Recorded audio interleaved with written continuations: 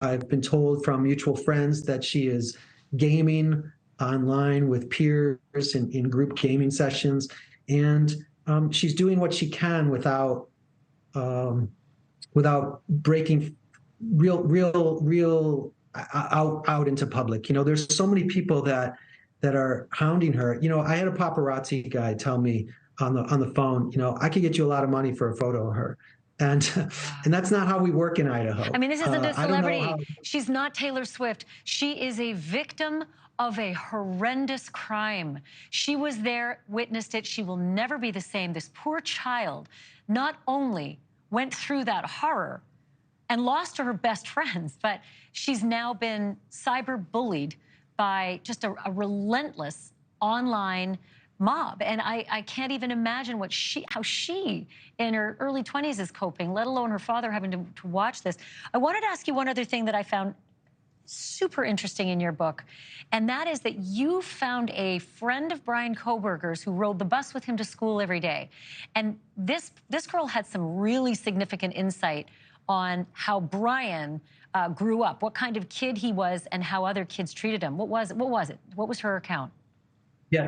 Yeah, this young woman had told me, and she wished not to be named, but she told me quite a bit about him. She said that he was bullied almost constantly as a junior high student, as was she. They were both nerds who didn't fit in. She said they were very close.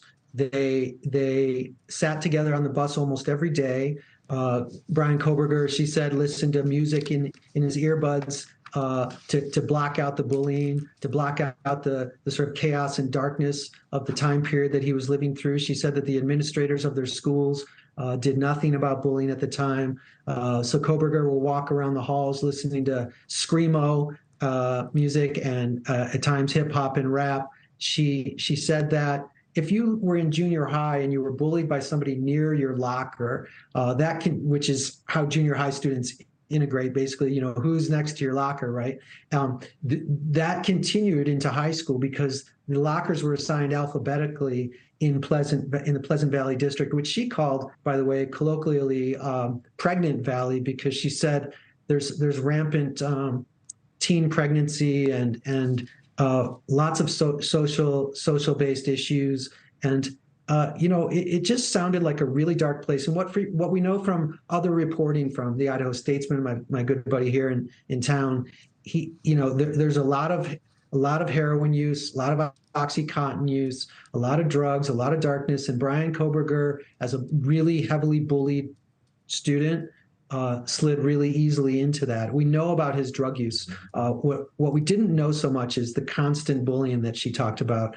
Some point, I'm fascinated in that only because that will be something that his defense attorney will seize upon if he's convicted, and if there's a secondary, trial for the death penalty, they will bring that in potentially as some kind of a mitigating factor. Hey, J. Rueben Appelman, I have to leave it there. The book comes out tomorrow. It is called While Idaho Slept, The Hunt for Answers in the Murder of 4 College Students. I'm going to call on you again. You've got some great insight, and you've done some fantastic interviews. Thank you for this. Thank you for watching. Go to newsnationnow.com to find NewsNation on your television provider. And don't forget to click the red subscribe button below to get more of NewsNation's fact-driven, unbiased coverage.